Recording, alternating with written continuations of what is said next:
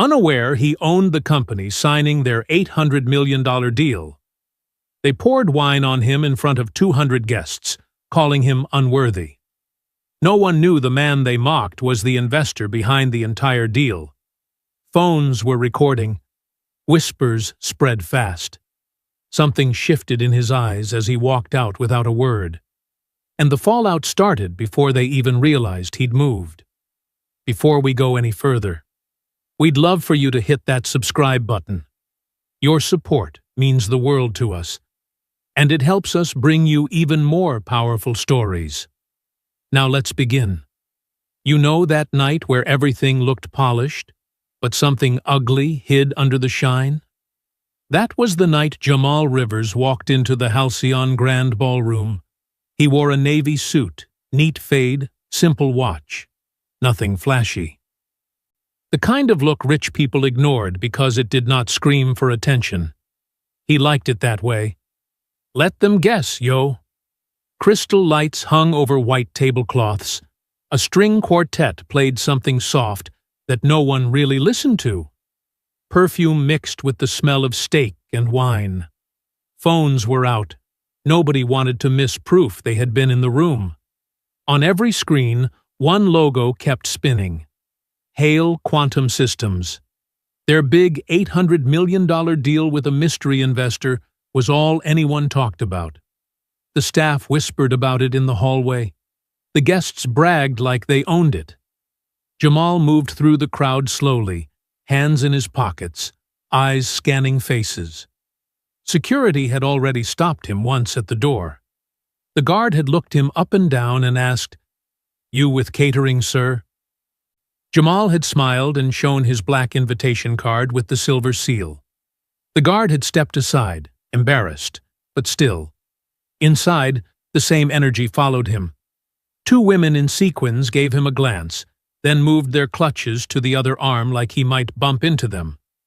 A man in a tux cut in front of him at the bar and said, "Staff first, right?" with a little laugh.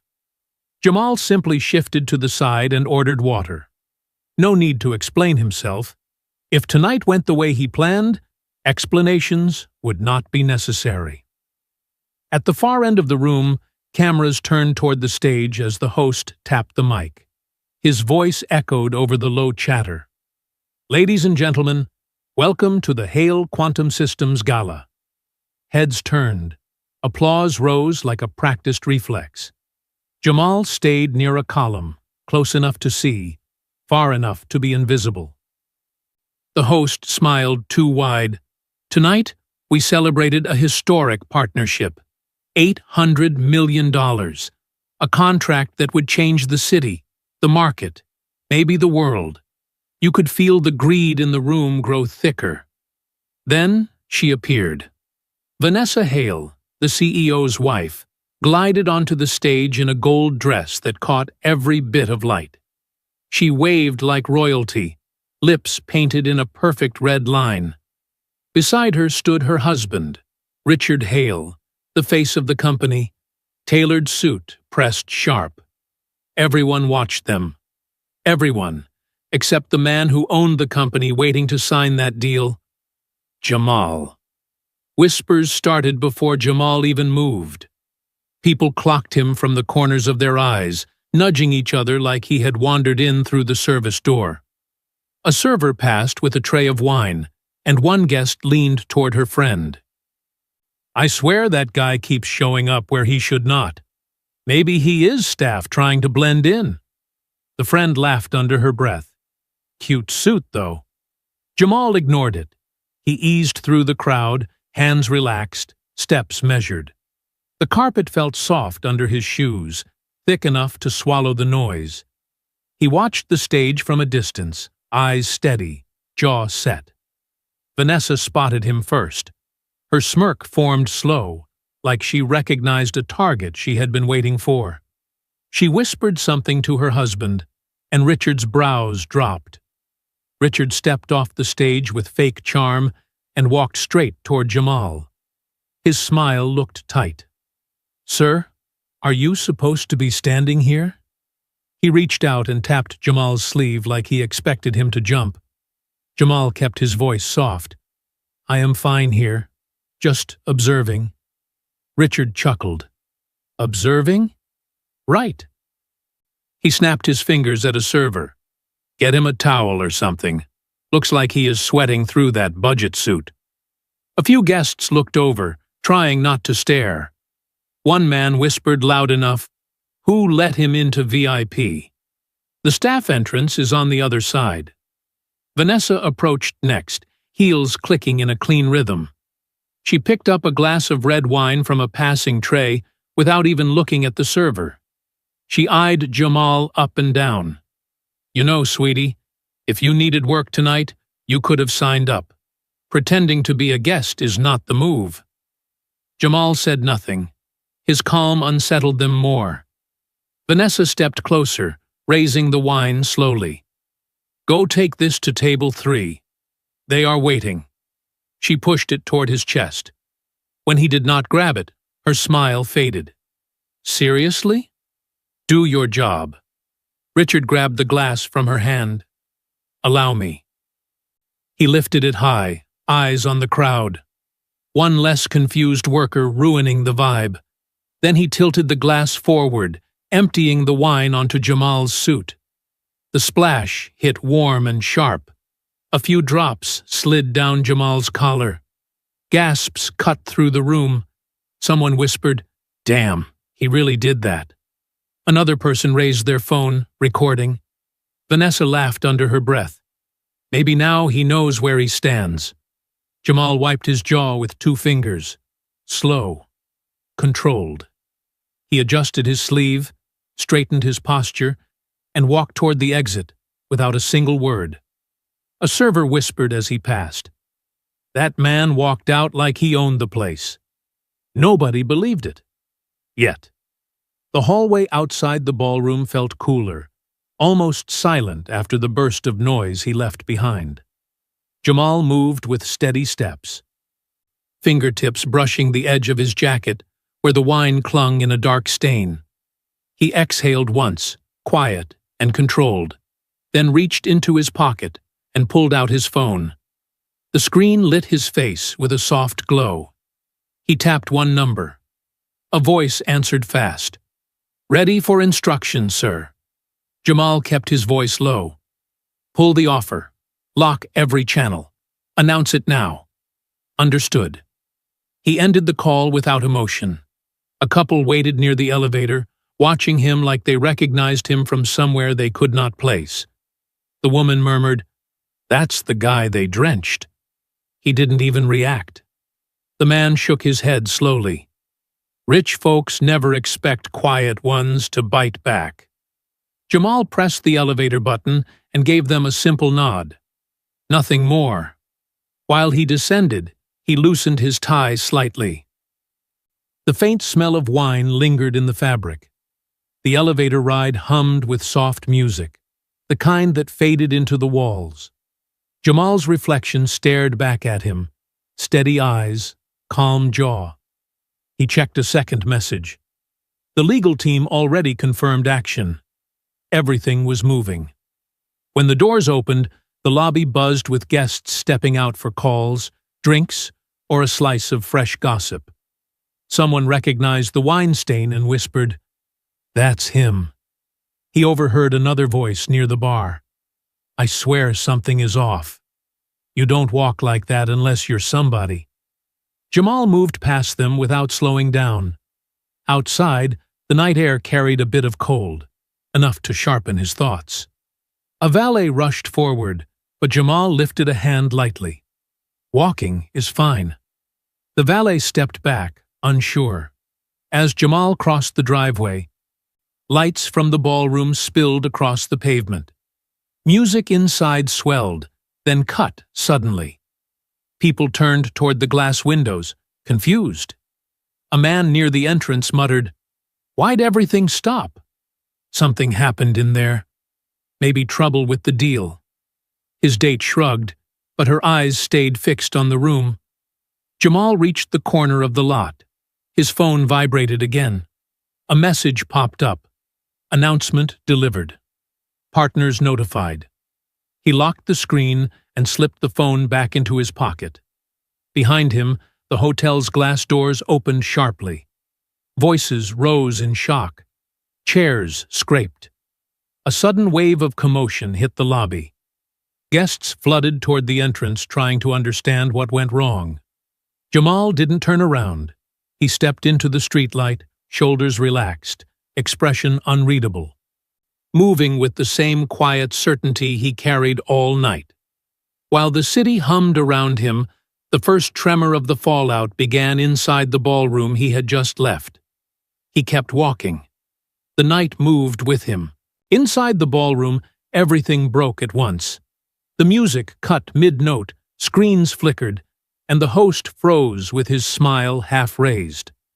A tall man in a gray suit hurried through the tables, phone pressed to his ear. His face shifted from confusion to panic. He whispered something to the host, who went pale. Richard noticed first.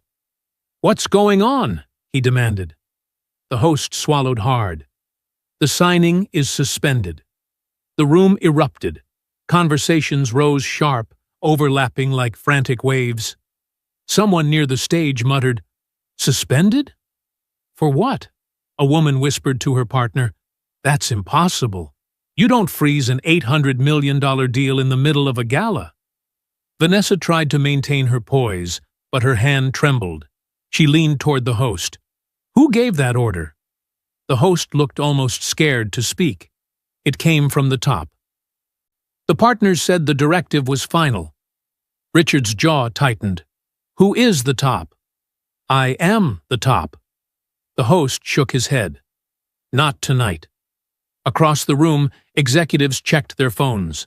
Alerts popped up fast, each one worse than the last. Someone blurted out, "Every account tied to Hale Quantum just got frozen."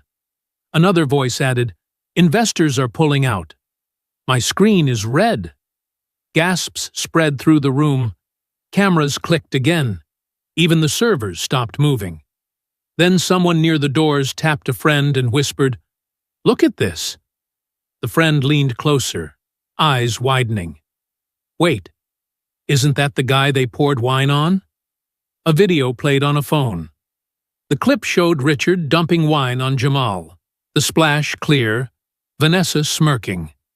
The caption read, "They humiliated a man they thought was staff. He walked out like he owned the place." The clip traveled through the room fast. Guests stared, phones lifted, gasps turned into sharp silence. Vanessa grabbed Richard's arm.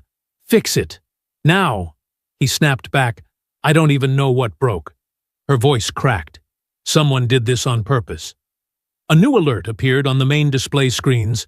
Hale Quantum Systems, contract terminated. Richard blinked hard. Terminated? No warning? No negotiation? Someone from the board stormed up to him. "This is catastrophic." "Do you know who you offended?" Richard barked. "I offended no one." The board member shot back. "You offended the man who funded this deal." Vanessa's breath hitched. "Who?" The board member's voice dropped. "Jamal Rivers." Richard's face drained. The board member added, "He owns the partner company. All of it." A gasp rippled across the hall. A server whispered near the wall, "Told you he didn't walk like staff." Another server whispered back, "They messed with the wrong guy." Badly. Richard looked around the room like air had vanished. Vanessa pressed a hand to her forehead, makeup smudging. Her voice shook. "We poured wine on the investor. The fallout hit full force. Guests backed away. Some left quietly. Others recorded everything. Hale Quantum's future cracked in real time. And somewhere outside, Jamal kept walking. Morning arrived rough for Richard and Vanessa. Headlines flooded every screen before sunrise. Clips of the wine splash looped non-stop. Comments dragged them without mercy. Investors bailed. Partners vanished. Board members resigned overnight. Hale Quantum's value dropped so fast it looked unreal. Vanessa barely slept. She sat on the edge of the bed, hands shaking, mascara smudged, phone buzzing non-stop. Richard paced the room, hair messy, shirt wrinkled. Every call he made ended in the same blunt tone. "We're out. Don't call again." By noon, Vanessa told him, "We have to talk to him. If we don't, everything's gone." Richard hesitated, then nodded weakly. They drove to Jamal's quiet neighborhood, the complete opposite of their chaotic morning. When Jamal opened the door, he studied them with calm eyes, like none of the storm touched him.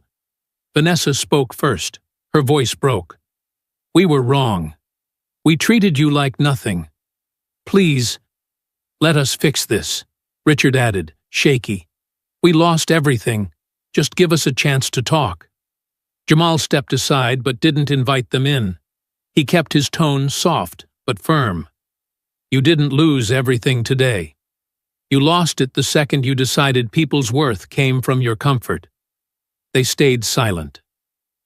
He continued, "You built a world where you believed disrespect had no cost. Now you're seeing the bill." Vanessa wiped her face, whispering, "We didn't know who you were." Jamal answered, "That's the problem. You didn't care who I was." Richard swallowed hard. "Is there anything we can do?" Jamal shook his head once. "The deal is gone. The trust is gone. And my door is closed."